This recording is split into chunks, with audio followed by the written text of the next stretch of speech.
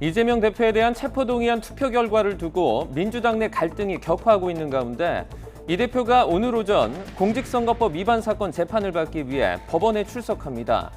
이 대표는 지난 대선 과정에서 대장동과 백현동 사업과 관련해 허위 발언을 한 혐의로 지난해 9월 재판에 넘겨졌습니다.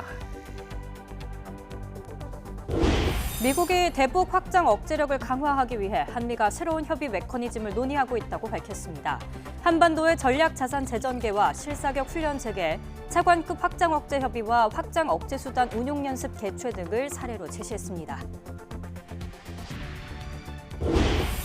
서울 면목동에 있는 오피스텔 6층에서 6살과 3살 남매가 창문 밖으로 추락해 숨졌습니다.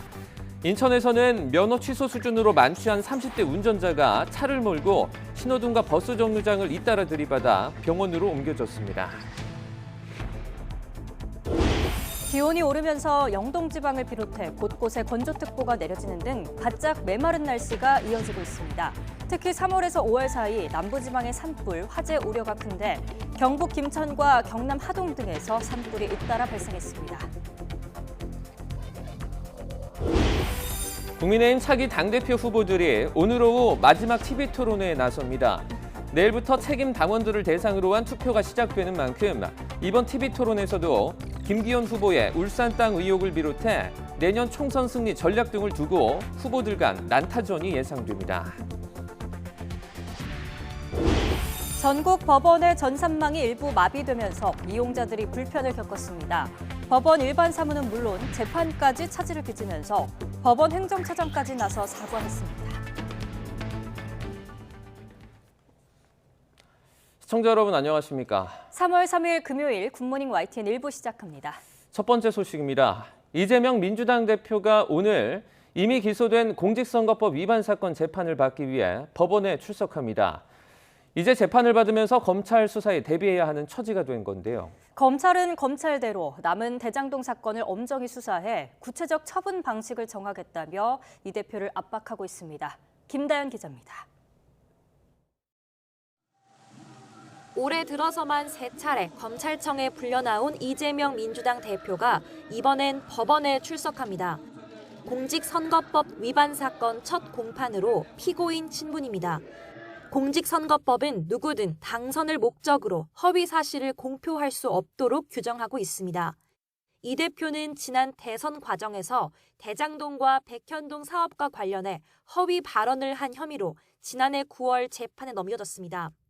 구체적으로는 재작년 12월 언론 인터뷰에서 대장동 개발 실무를 책임진 고 김문기 전 성남도시개발공사 개발 1처장을 몰랐다고 허위 사실을 공표한 혐의입니다. 또 같은 해 10월 경기도 국정감사장에서 백현동 개발 부지 용도 변경 특혜 의혹에 관해 국토교통부 요청에 따를 수밖에 없었다고 거짓말한 혐의도 적용됐습니다. 만약에 안 해주면 직무유기 이런 걸 문제 삼겠다고 협박을 해서 다 해주란 말은 없으니까 조금만 반영해 주겠다. 하지만 이 대표가 2009년부터 고 김 전 처장과 교류하기 시작했고 국토부 문건 등을 보면 당시 성남시가 자체적으로 용도 변경을 준비했다고 볼 수 있다는 게 검찰 판단입니다. 정식 재판은 피고인의 출석 의무가 있는 만큼 이 대표도 법정에 나올 예정인데 앞선 검찰 소환 조사 때처럼 취재진 앞에서 길게 입장을 말하진 않을 거로 보입니다. 대장동 개발 특혜와 성남FC 후원금 사건 수사도 이어지고 있습니다. 구속 수사가 불발된 뒤로 검찰은 영장에 담지 못했던 428억 원 약정설 같은 뇌물이나 불법 정치자금 의혹에 대한 수사를 이어가고 있습니다. 검찰 관계자는 체포 동의안 결과에 연연하지 않고 화천대유 대주주 김만배 씨 등을 상대로 필요한 보강 수사를 엄정히 진행하고 있다고 밝혔습니다.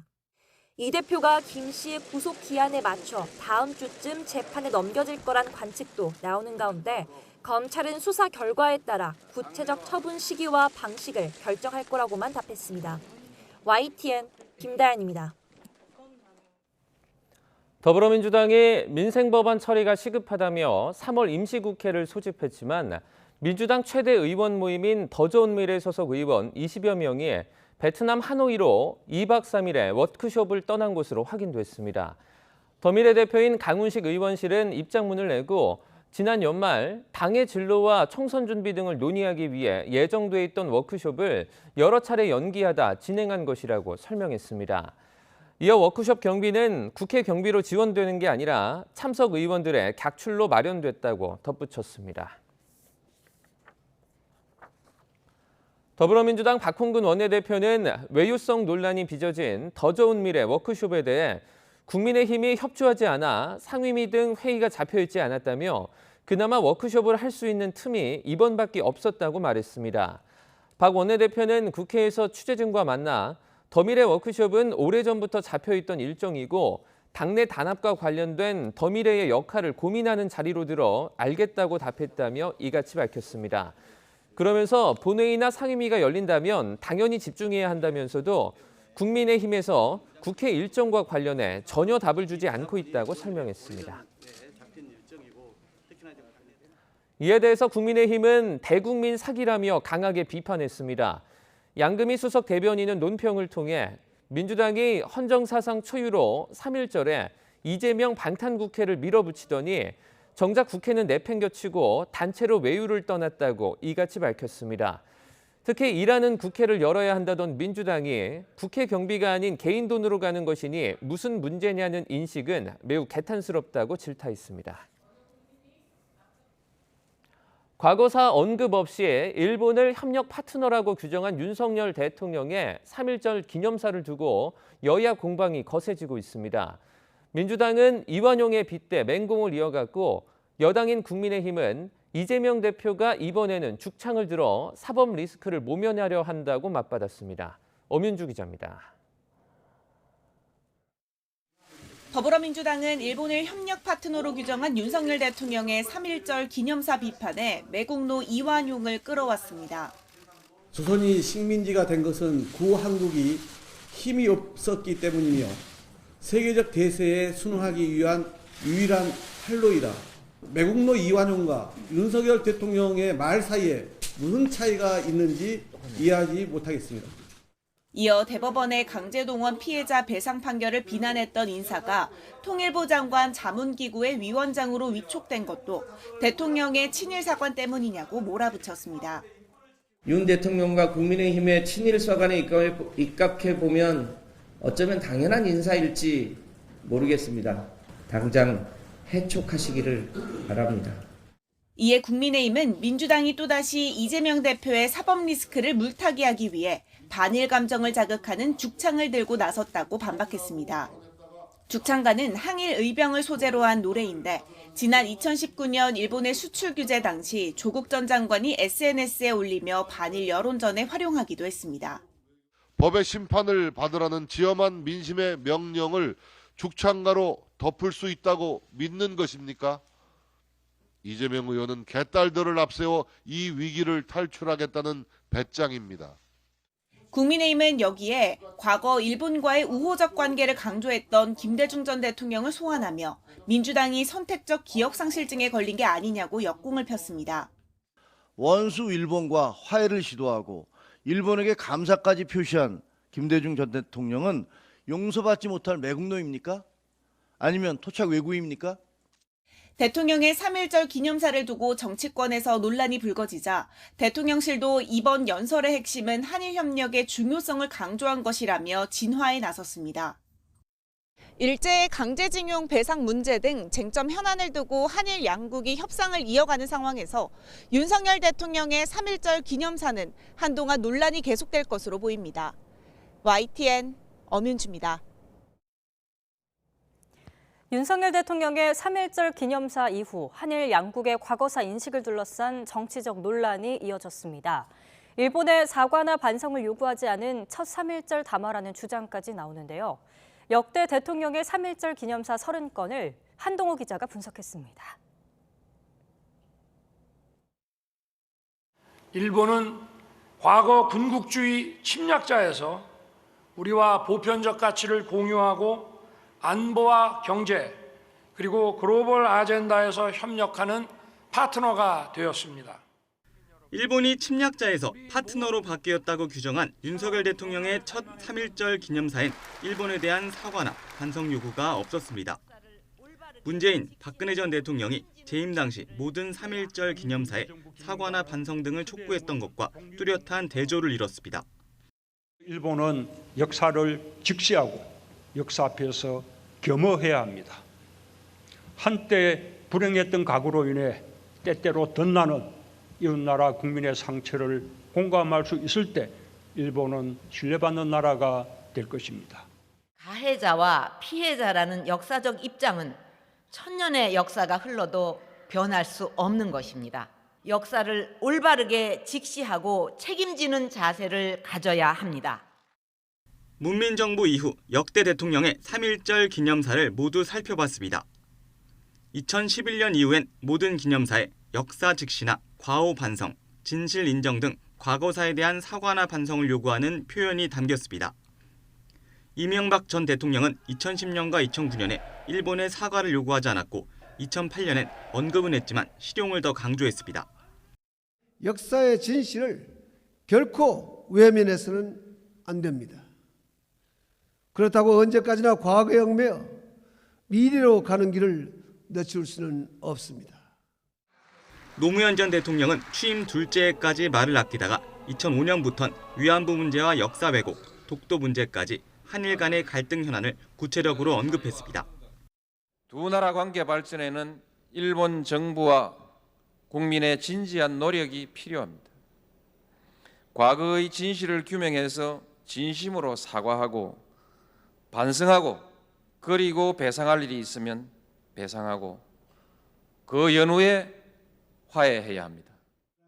김대중 전 대통령의 기념사엔 일본에 딱 한 번 올바른 역사인식을 촉구했는데 취임 첫 해 일본이 통절한 반성과 사죄를 언급한 김대중 오부치 선언을 시작으로 한일 관계가 좋았기 때문입니다.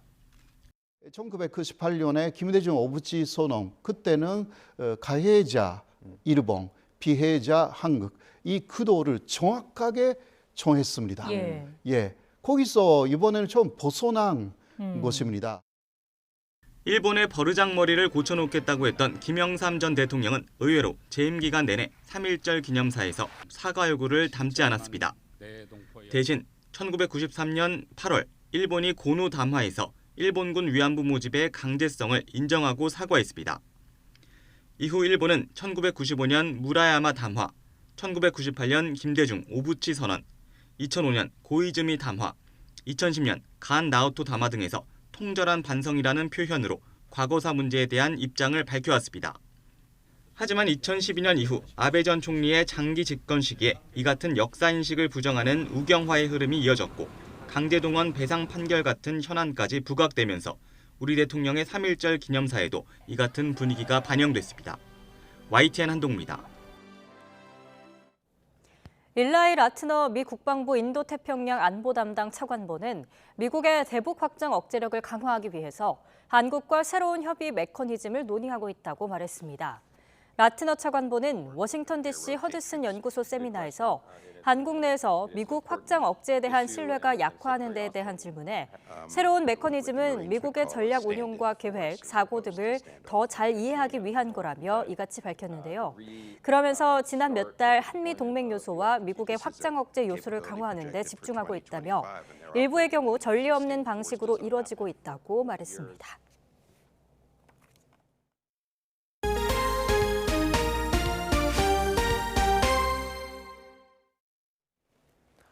집권 여당의 차기 지도부를 뽑는 국민의힘 전당대회 전국순회 합동연설회가 수도권 지역을 끝으로 마무리됐습니다. 김기현 후보 울산 땅 의혹 등 도덕성 문제를 두고 난타전이 벌어졌는데 오늘 마지막 TV 토론회에서도 핵심 쟁점이 될 전망입니다. 김경수 기자입니다. 수도권에서 열린 마지막 합동연설회에서 당권 주자들은 저마다 내년 총선 승리를 이끌 적임자라며 지지를 호소했습니다. 전통적 보수 강세 지역인 영남권 못지않게 당원 선거인단이 많은 만큼 모두 사활을 걸었습니다. 실패한 지도자가 내년 총선 앞장서면 안 된다고. 공천 파동 일으키면 중도층, 청년층 모두 떠납니다. 여러분, 이 필패 방정식을 반복하시겠습니까? 싸워 이기는 국민시원정당을 만들어야 됩니다. 1강 주자 김기현 후보를 향한 다른 후보들의 도덕성 공세도 계속됐습니다. 부동산 의혹 있는 후보로는 총선에서 이길 수 없다며 협공에 나섰습니다. 도시개발을 이유로 이권을 챙겼던 이재명 대표의 대장동 사건과 판박이라는 의혹이 계속해서 쏟아집니다.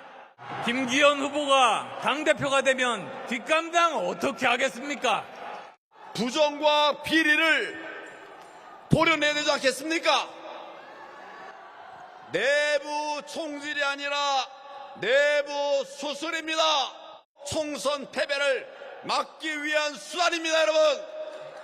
경쟁자들의 파상 공세에 맞서 김기현 후보는 정면 돌파를 택했습니다. 특히 울산 땅 의혹과 관련해 자신과 민주당 의원들은 물론 안철수, 황교안 후보까지 경찰에 수사 의뢰하며 결백을 호소했습니다. 울산시장이 기자회견을 했습니다. 터널 지나가도록 최종 확정한 사람이 민주당 송철호 시장이 확정했대요. 이제 가짜뉴스 퍼뜨린 사람 이제 좀 사과하시고. 비윤을 기치로 내건 천하람 후보는 여권 내 주류 그룹 등을 싸잡아 비판하며 당내 개혁과 쇄신을 내세웠습니다. 우리는 계파 정치하고 우왕좌왕하고 동원된 인원 앞에서 당대표 혼자 폼 잤던 과거의 당으로 절대 퇴행할 수 없습니다. 다시는 그런 당이 되어서는 안 됩니다. 전국을 도는 연설회 일정을 모두 마무리한 당권 주자들은 이제 마지막 TV 토론회만 남겨두고 있습니다. 토론회 다음 날 곧바로 당원 투표가 시작되는 만큼 그 어느 때보다 치열한 공방이 예상됩니다. YTN 김경수입니다. 윤석열 대통령의 부인 김건희 여사가 운영한 전시기획사 코바나 컨텐츠의 이 대기업 협찬 의혹을 수사해온 검찰이 김 여사에 대해서 최종 무혐의 처분했습니다.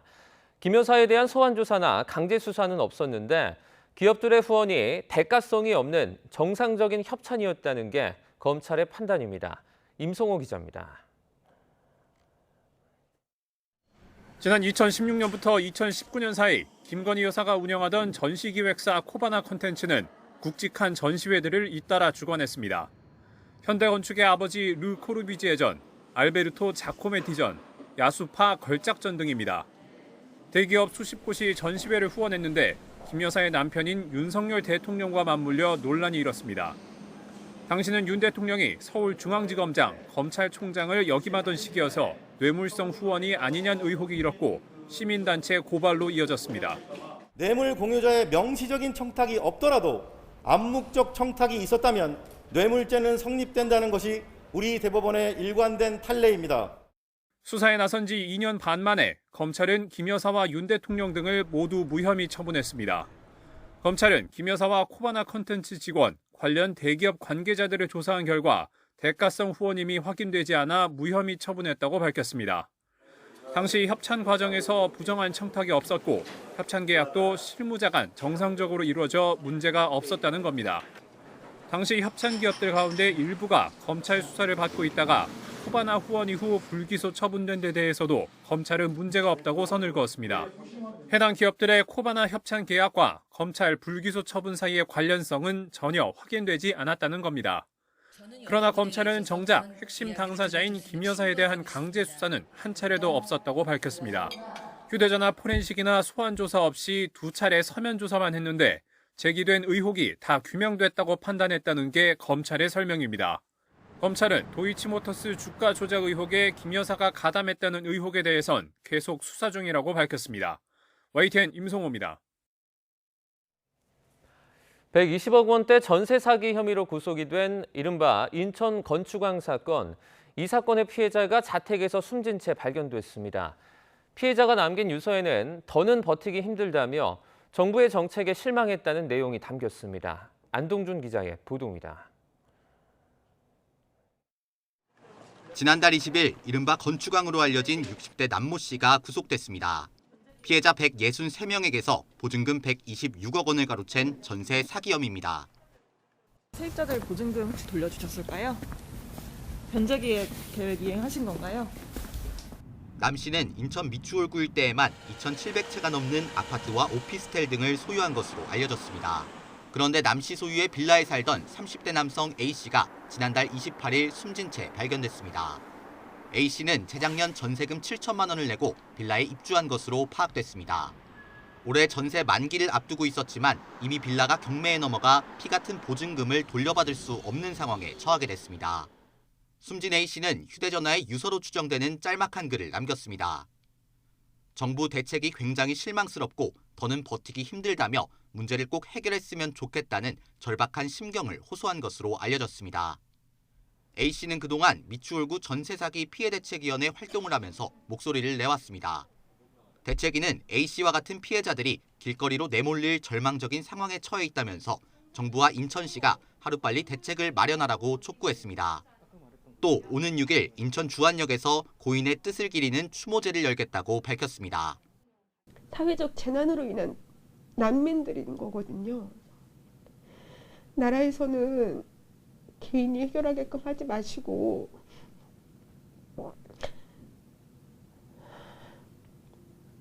수사부터 나라가 좀 책임감 있게 진행을 해주셨으면 좋겠어요.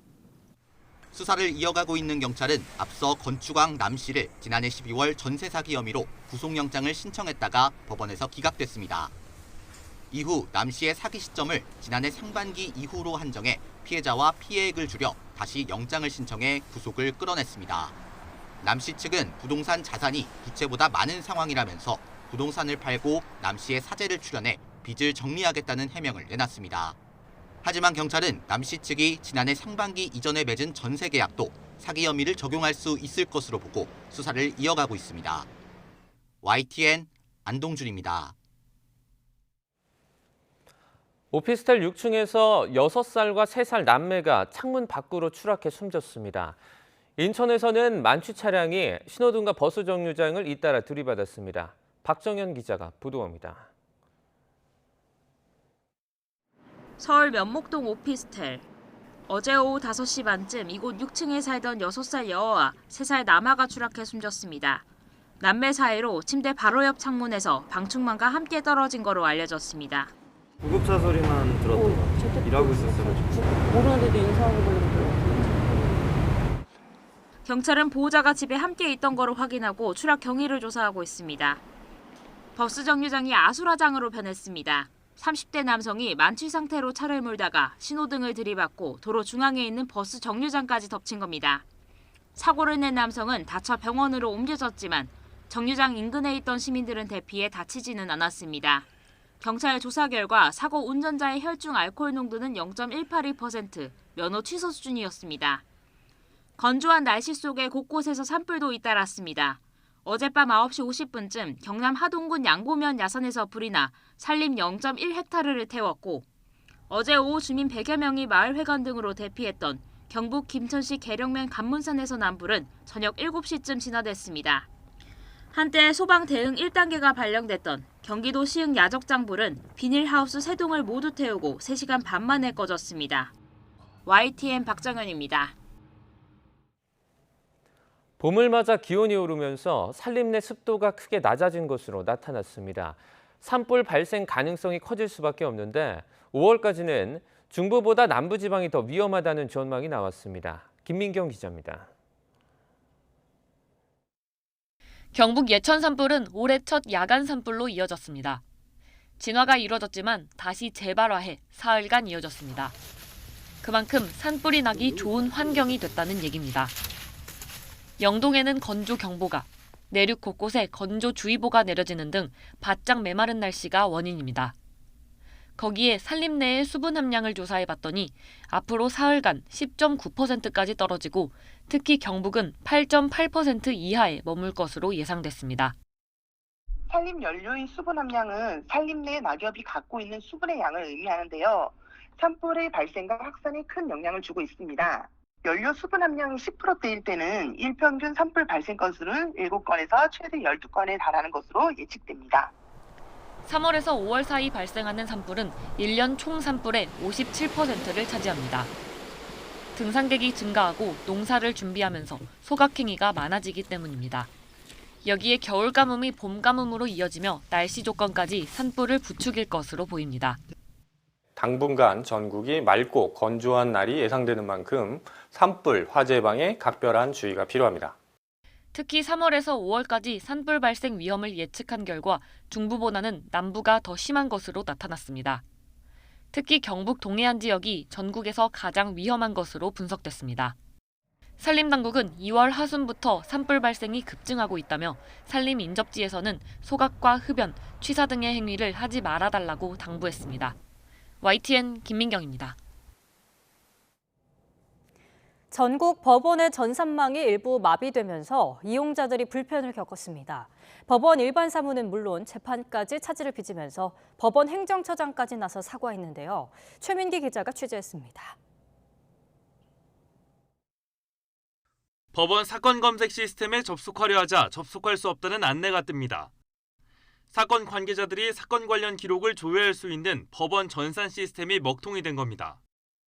공탁금 납부 등 일부 법원 일반 사무도 마비되면서 법원을 찾은 민원인들은 잇따라 발길을 돌려야만 했습니다. 집행비용을 납부해야 되는데 전산 오류 때문에 안 된다고 해서 내일 다시 와야 될 것 같아요. 판사 등 직원들이 이용하는 법원 내부 전산망도 온종일 장애를 겪었습니다. 재판 일정을 입력하거나 사건 관련 자료를 열람할 수 있는 내부 시스템이 모두 열리지 않으면서 일부 재판부가 급하게 재판 날짜를 바꾸는 등 실제 차질로도 이어졌습니다. 특히 소제기, 자료 제출 등 모든 작업이 전자소송으로 이루어지는 민사재판에 불편이 집중됐습니다. 수도권의 한 고등법원 부장판사는 재판 준비에 필요한 기본적인 절차도 불가능하다며 컴퓨터가 켜지지 않는 상황에 비유하기도 했습니다. 시스템이 먹통이 된 건 최근 문을 연 수원회생법원, 부산회생법원과 관련한 데이터 작업 때문으로 파악됐습니다. 법원행정처는 지난달 28일 밤부터 두 법원에 필요한 사건 데이터를 옮기면서 충돌을 막기 위해 전산망 가동을 잠시 중단했는데 여기서 오류가 발생하면서 작업이 계속 지연된 겁니다. 7억 7천만 건에 달하는 방대한 분량도 작업이 지연된 원인 가운데 하나였습니다. 작업을 마치기로 한 날 새벽까지도 데이터 이관이 끝나지 않자 전산망이라도 다시 가동하려 했는데 여기서도 작업이 지연됐다는 게 법원행정처 설명입니다. 결국 김상환 법원행정처장은 재판 사무와 전자소송 시스템을 이용하는 국민께 큰 불편을 끼쳤다며 공식 사과했습니다. 법원행정처는 어젯밤 11시부터 법원 내외부 시스템이 정상화됐지만 수원회생법원과 부산회생법원은 추가 데이터 이관 작업으로 오는 6일부터 정상적인 업무가 가능할 것이라고 설명했습니다. YTN 최민기입니다. 이란에서 여학생만을 겨냥한 독가스 공격이 잇따르고 있습니다. 반정부 시위에 맞선 보복성 공격이라는 주장이 나오는데 이란 정부의 늑장 대응이 의혹을 키우고 있습니다. 류재복 기자입니다. 누군가 들것에 실려 구급차에 오릅니다. 독가스 공격을 당한 여학생입니다. 지난 1일 하루만 이란 아르다빌에 있는 학교 11곳에서 여학생 343명이 같은 수법으로 피해를 봤습니다.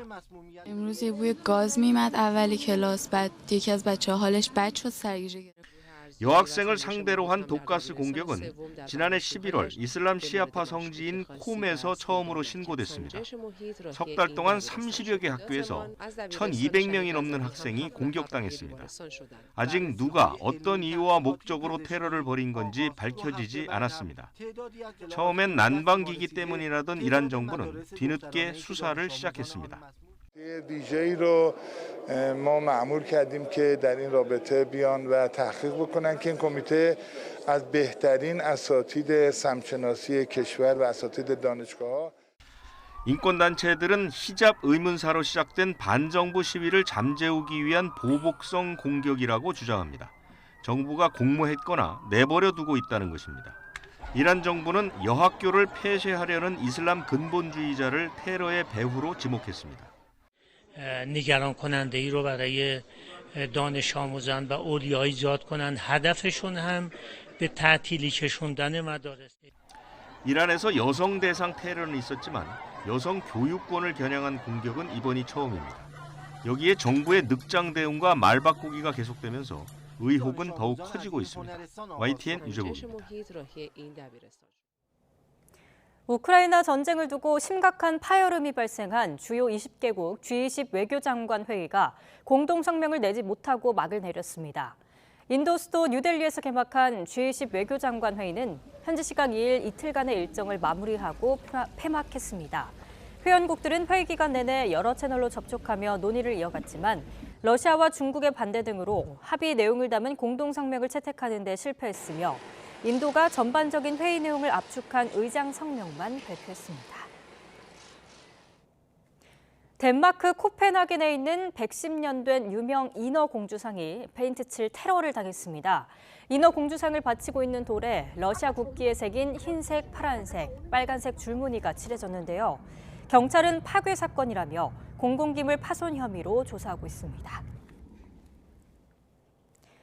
베트남 권력 서열 2위인 국가주석의 50대 젊은 지도자 보반트엉 공산당 상임서기가 선출됐습니다.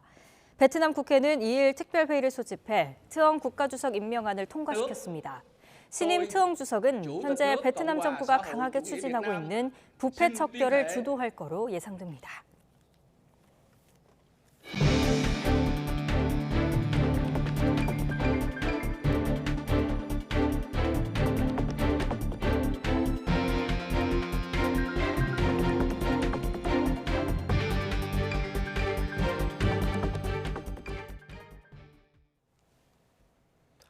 이재명 대표에 대한 체포동의안 부결 이후 민주당 내부에서는 친명계와 비명계 사이 갈등이 갈수록 거칠어지고 있습니다.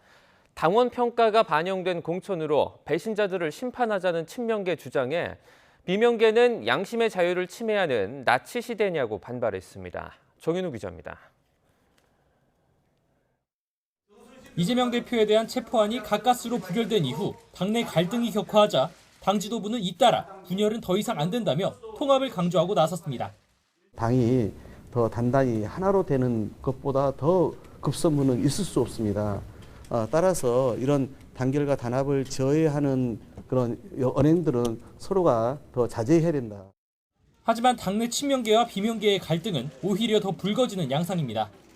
당장 친명계 일부에선 찬성이나 무효, 기권을 던진 의원들을 배신자로 규정했는데 당원 평가가 반영된 총선 공천으로 심판하자는 주장까지 제기됐습니다. 의원들이 배신한 것이거든요. 배신한 것들에 대한 어떤 그 확인하는 과정이나 여기에 문제 제기하는 과정은 당원으로서는 당연히 할 수 있다고 저는 생각합니다. 당장 비명계에선 반발의 목소리가 나왔습니다. 의원 개개인의 양심의 자유를 존중하기 위해 무기명 투표를 한 건데 나치 시대에서나 나올 법한 색출을 공공연히 언급하고 있다는 겁니다. 민주정당에서는 있을 수 없는 그런 색출이라는 말이 나오는 건 그건 해서는 안 되죠. 우리 나치 시대에 그 기독교 신자를 색출하려고 십자가 밟기를 강요하고 막 그랬지 않습니까? 네. 추가 구속영장이 청구됐을 경우 전략을 두고도 맞섰습니다. 친명계에선 아예 투표에 불참하자는 의견이 나왔고 비명계에선 이거야말로 정당 민주주의를 크게 훼손하는 것이라고 맞받았습니다. 강성 지지층들이 이낙연 전 대표를 영구 제명해야 한다는 청원까지 당 홈페이지에 올린 가운데 이재명 대표는 공직선거법 재판 준비에 집중하며 당내 갈등에 별다른 언급을 하지 않았습니다. 선거법 재판 있으신데 어떻게 임하실지. 검찰이 대장동과 성남FC 의혹과 관련해 이재명 대표를 기소할 가능성이 높아 보이는 가운데 부정부패로 기소된 당직자 직무를 정지하는 당원을 이 대표에게 적용할지를 두고도 민주당 내 논란은 불가피해 보입니다. YTN 정윤우입니다.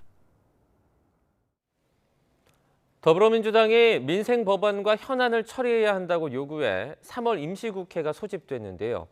이렇게 국회 문은 열렸지만 정작 민주당 의원 20여 명이 총선 전략을 논의하겠다며 베트남 하노이로 워크숍을 떠나면서 외유성 출장 논란이 불거졌습니다. 손효정 기자입니다. 3월 임시국회 시작을 두고 여야는 첨예하게 맞섰습니다. 민주당은 민생 현안이 산적해 있다면서 1일 시작을 주장했고 국민의힘은 이재명 대표 방탄을 위한 것 아니냐며 6일이나 13일부터 열자고 주장했습니다. 원칙대로 여당이라면 국회법에 의거하고 하루라도 더 일해야 한다고 하는 그런 입장으로 나오는 것이 마땅하지 않겠어요. 3월 6일이나 13일부터 열어도 법안 처리하는데 지장이 없습니다. 결국 민주당 주장대로 1일부터 임시국회가 시작됐는데 하루 만에 민주당 의원 20여 명이 무더기로 베트남 하노이로 출국했습니다. 당내 최대 의원 모임인 더 좋은 미래 소속 의원들이 2박 3일 일정으로 워크숍을 떠난 겁니다. 더미래 대표를 맡고 있는 재선의 강훈식 의원, 문화체육관광위원회 위원장인 홍익표 의원, 상임위 간사인 기동민, 김영호 의원 등이 포함됐습니다.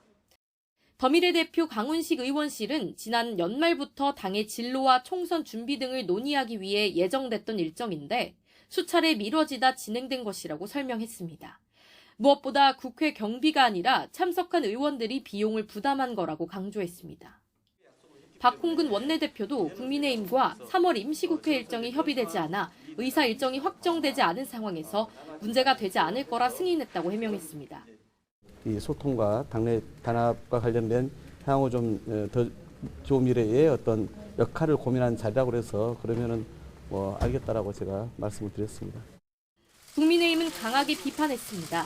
민생을 볼모로 이재명 대표 방탄국회를 밀어붙이더니 단체로 집단 외유를 떠났다며 대국민 사개극을 벌였다고 맹비난했습니다. 민주당 진로를 베트남에서 찾는다? 총선 준비를 한다? 과연 어느 국민이 납득하겠습니까? 구차하기 짝이 없습니다. 국회 민주당 소속인 정청래 과학기술정보방송통신위원회 위원장과 고민정 의원 등도 지난달 28일 출국해 오는 5일까지 스페인에서 열리는 이동통신 전시회에 참석하는데 국민의힘 의원들은 동행하지 않았습니다. 민주당 내부에서도 당내 갈등이 격화하는 시기에 그것도 민생을 이유로 1일부터 임시국회를 열었는데 무더기로 의원들이 해외로 워크숍을 떠난 건 부적절하다는 지적이 나옵니다. YTN 손유정입니다. 미국 정부가 반도체 보조금 지급 기준으로 초과이익 공유와 중국 투자 제한 등을 제시하면서 국내 기업들의 고민이 깊어지고 있습니다. 무리한 요구지만 미국 중심의 반도체 공급망 참여를 거부할 수도 없기 때문인데요. 아직 협의가 진행 중인 가드레일 세부 내용에서 유리한 결과를 얻기 위해 우리 정부와 기업들은 총력을 기울이고 있습니다. 보도에 박홍구 기자입니다. 미국 반도체법의 최우선 목표는 세계 주요 기업들이 반도체 제조 설비를 미국에 짓게 해 안정적인 공급망을 구축하겠다는 것입니다. 이를 위해 보조금을 지급하겠다면서도 기업들이 받아들이기 힘든 심사 기준을 제시했습니다. 기업은 반도체 투자 계획을 밝히고 수익 전망치를 제출해야 하는데 보조금을 1억 5천만 달러 이상 받는 기업은 초과 수익 일부를 미국 정부와 공유해야 합니다. 미국 정부가 우리 기업의 회계 장부까지 들여다보겠다는 얘기입니다. 또 국방 안보 분야에 첨단 반도체를 우선 공급한다는 조항도 있습니다. 무리한 요구지만 보조금을 신청하지 않을 경우 미국 중심의 반도체 공급망에서 벗어나겠다는 의미로 해석될 수 있어 우리 기업들로서는 어쩔 수 없는 상황입니다. 보조금을 신청하지 않겠다라고 한다는 말은 우리는 미국 상무부의 뜻에 따르지 않겠다라는 거고, 그게 이제 오히려 그 다음에 규제라든지 제재 대상이 될 수도 있는 거고, 그런 부분을 보면은 물류력 여자먹기로라도 신청을 해야 되지 않겠나. 더 큰 문제는 보조금을 받으면 중국에 10년간 신규 투자를 할 수 없다는 가드레일 규정입니다. 이 규정의 세부 내용을 놓고 우리 정부와 기업은 현재 미국 측과 협의 중인데 이달 중에 내용이 확정될 예정입니다. 이미 대규모 미국 투자 계획을 밝힌 삼성전자와 SK하이닉스는 중국에서도 메모리 반도체 공장을 운영하고 있어 이들 공장에 대한 후속 투자가 어려워질 수 있습니다. 이와 관련해 정부 관계자는 미국도 우리 입장을 잘 알고 있다며 이를 어떻게 반영할지 면밀히 살펴보는 중이라고 말했습니다. 미국이 반도체 지적재산권과 생산장비 공급망을 장악하고 있어 우리에겐 선택의 여지가 별로 없지만 중국은 여전히 우리 반도체의 최대 고객입니다.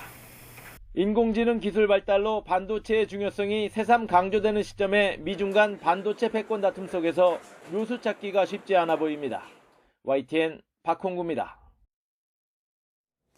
지난해 중대재해처벌법 시행에도 산업재해 사고 사망자가 늘어난 거로 집계됐습니다.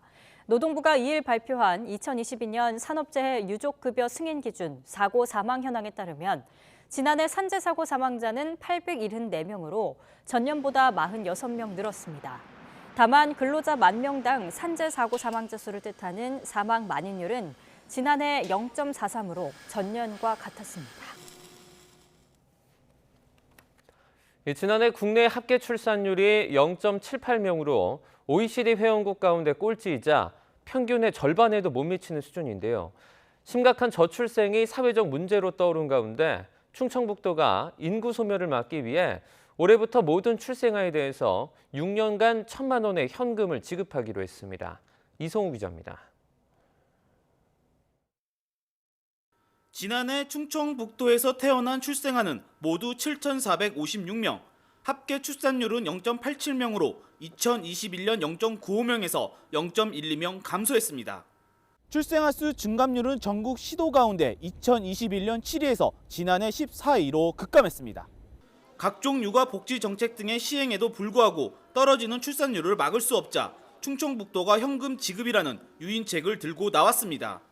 올해 1월 1일 이후 충북에서 태어난 모든 출생아에 대해 6년에 걸쳐 1,000만 원의 현금을 지급하기로 한 겁니다.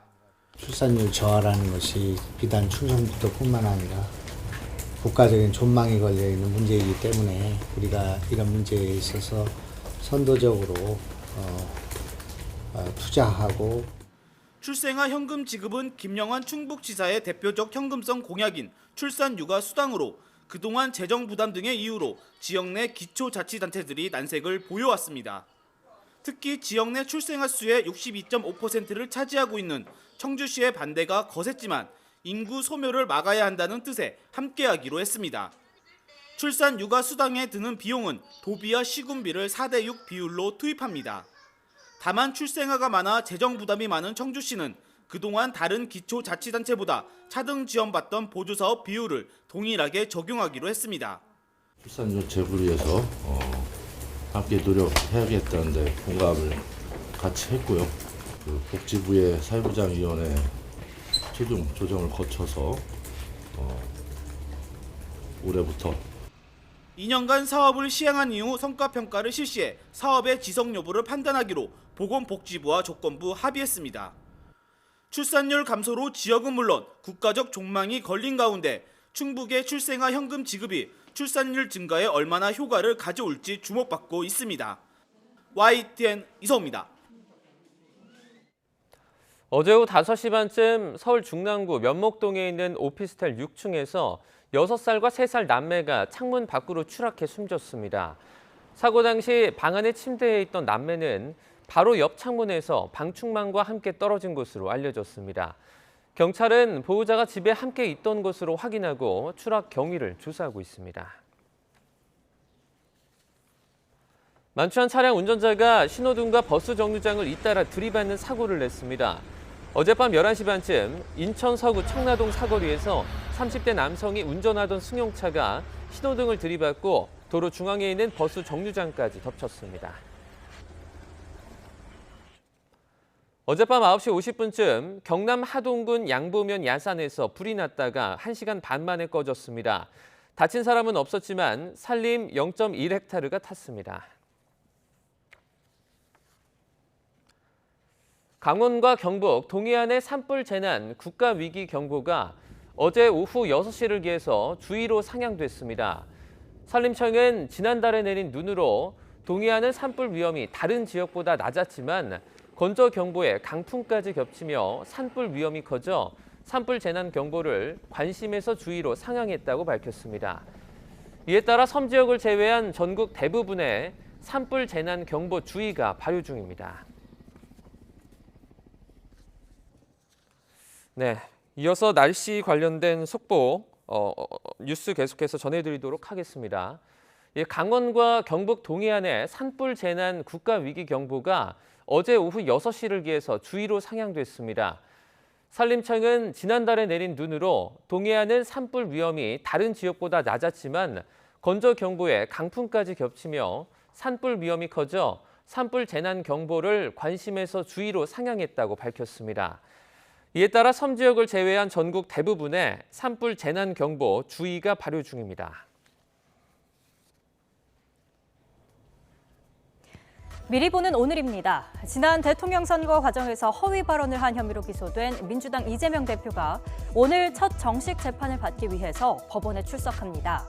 서울중앙지방법원은 오늘 오전 이 대표의 공직선거법 위반 사건 1차 공판 기일을 진행하는데요.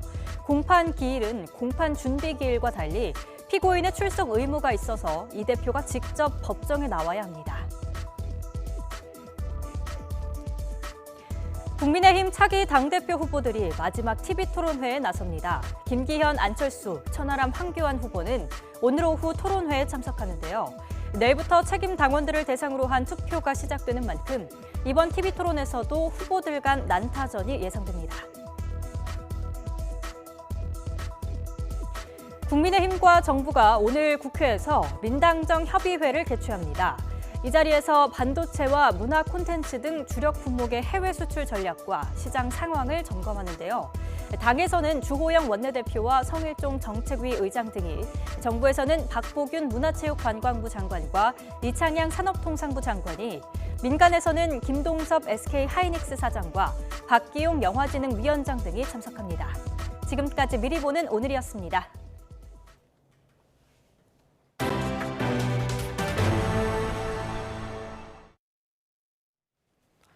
네, 어제 전해드린 것처럼 일본 후쿠시마 원전 오염수가 우리 영해로 유입되는 사례는 3중 점검 체계로 감시가 이루어지고 있습니다. 오염수 전파가 우려되고 있는 선박 평형수를 통한 경우도 2중 검사로 차단하기로 했습니다. 이승윤 기자가 현장 취재했습니다. 지난 2011년 일본 후쿠시마 원전 사고 이후 원전 오염수가 국내로 선박 평형수를 통해 전파될 것이란 우려는 꾸준히 제기돼 왔습니다. 선박 평형수는 배에서 짐을 내릴 때 배의 균형을 잃지 않도록 물을 주입하고, 배에서 짐을 실을 땐 배에 주입했던 물을 배출하는 걸 의미합니다. 후쿠시마 인근에서 선박 평형수를 주입한 배가 국내로 입항해 배출하면 원전 오염수의 전파 매개체로 작용할 수 있기 때문입니다. 정부는 일본 후쿠시마에서 오염수가 방류되고 나면은 그 인근에서 선박 평형수를 입수한 선박에 대해서는 전수, 방사능 오염 조사를 실시하기로 했습니다. 오는 6월 이후로 예상되는 오염수 방류 이후에는 후쿠시마현과 그 인근의 아오모리, 이와테, 이바라키, 미야기, 치바 등 5개 현에서 국내로 입항하는 선박은 우리나라에서 최대한 멀리 떨어진 일본 수역에서 선박 평형수를 교환해야 합니다. 1차로 국내 입항 전엔 방사능 농도 분석이 1시간 안에 가능한 이동형 측정 장비로 검사받아야 합니다. 6개 현에서 평형수를 주입해서 국내에 입항한 선박의 경우에는 이동식 방사능 측정 장비를 통해서 방사능 여부를 저희가 확인을 해서 1시간 이내로 확인을 해서 하역 작업 여부를 판단하고요. 2차로는 14일 동안 시료를 정밀 분석해 추적, 감시하는 방안이 추진됩니다. 이동형 측정 장비에서 혹시 놓칠 수 있는 방사능 오염 여부를 확실히 다시 확인하겠다는 차원입니다. 부산 앞바다에서 YTN 이승윤입니다. 역대 세 번째를 맞는 전국 동시조합장 선거가 오는 8일에 치러집니다. 그런데 선거를 앞두고 조합원들에게 돈과 선물을 뿌렸다가 적발되는 사례가 잇따르고 있는데요.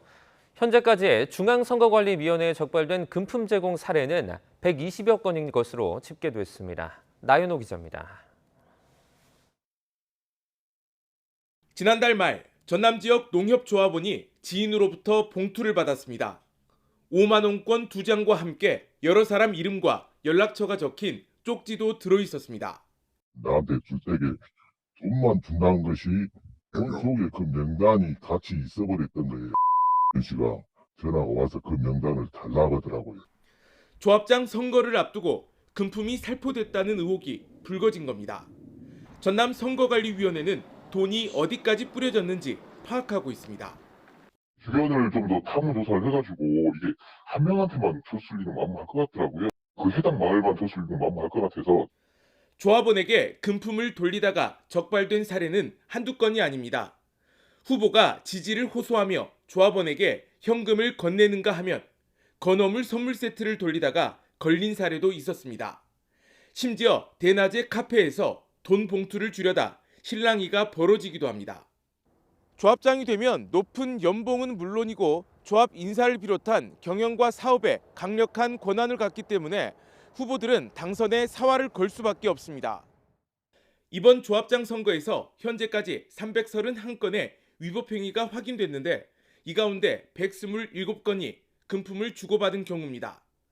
지역사회에 기반을 둔 조합 특성상 후보자와 조합원이 혈연과 학연, 지연으로 얽힌 경우가 많아 선거 때마다 과열과 혼탁이 심해집니다. 후보자와 조합원 간 친분관계, 소규모 지역사회에서 신고를 꺼리는 분위기와 그로 인해 오랜 기간 형성된 돈 선거 관행으로 범죄의식이 부족하여 단속이 어려운 환경입니다. 중앙선거관리위원회는 전국 동시조합장 선거일까지를 돈선거 척결 특별 단속기간으로 정해 금품선거 차단에 집중하고 있습니다. YTN 나연호입니다. 기시다 후미오 일본 총리가 오는 10일 도쿄돔에서 열리는 2023 월드 베이스볼 클래식 한일전에서 시구하는 쪽으로 일정을 조율하고 있다고 교도통신이 복수의 일본 정부 관계자를 인용해 보도했습니다. 교도통신은 기시다 총리가 시구 이후 시합도 관전할 예정이라고 전했습니다. 기시다 총리의 WBC 시구 일자는 국회 일정 등을 고려해 결정됐고 일본의 첫 경기인 9일 중국전에는 모리야스 하지메 일본 축구대표팀 감독이 시구자로 나서는 쪽으로 논의가 진행되고 있습니다. 일본 정부 관계자는 기시다 총리의 한일전 시구는 스포츠 진흥이 목적이라며 한일 관계 개선 등을 염두에 둔 것은 아니라고 선을 그었습니다. 여자 배구 선두 흥국생명이 최하위 페퍼저축은행을 누르고 2위 현대건설과 승점 차를 6으로 벌려 정규리그 우승에 한 발 더 다가섰습니다. 흥국생명은 광주 원정에서 외국인 선수 옐레나가 이번 시즌 여자부 첫 트리플 크라운을 작성하면서 3대1로 이겼습니다. 남자부 현대캐피탈은 삼성화재를 풀세트 접전 끝에 꺾고 6연승을 달렸습니다. 오늘 아침까지는 찬바람이 강하겠지만 낮부터 반짝 꽃샘추위가 누그러집니다. 현재 서울 기온은 영하 1.1도로 어제만큼 추운 날씨를 보이고 있는데요. 한낮에는 서울 기온이 11도까지 오르는 등 어제보다 4도가량 높아 온화하겠습니다. 주말과 휴일에는 더 포근해진 봄 기운을 느끼기 좋겠는데요. 하지만 일교차가 15도 안팎으로 무척 크게 벌어지는 만큼 아침, 저녁으로는 옷차림 따뜻하게 해주시기 바랍니다. 오늘 전국 하늘은 대체로 맑다가 오후부터 구름이 많아지겠습니다. 다만 오늘도 뚜렷한 비 소식이 없어서 대부분 지역에 건조특보도 계속되겠는데요. 특히 강원 산간에는 고온 건조한 강풍, 양간지풍이 불어 산불이 비상입니다. 산림 주변에서의 소각 행위나 산행 시 인화 물질을 소지하는 등의 행위는 자제해 주시기 바랍니다. 오늘 아침 기온은 어제와 비슷하거나 조금 낮습니다. 현재 서울 기온은 영하 1.1도, 대전은 영하 3.5도를 보이고 있습니다. 낮부터는 추위가 풀리고 서울 기온이 11도, 광주 14도, 대구는 16도까지 오르면서 어제보다 3에서 6도가량 높겠습니다. 주말 동안에도 대체로 맑고 따뜻한 봄 날씨가 이어지겠습니다. 하지만 오늘 밤 중부지방부터 공기가 탁해지기 시작해서 내일은 대부분 지역의 먼지 농도가 짙어질 전망입니다. 날씨였습니다. 굿모닝 YTN 1부는 여기까지입니다. 잠시 후 2부가 이어집니다. 시청해주신 여러분 고맙습니다.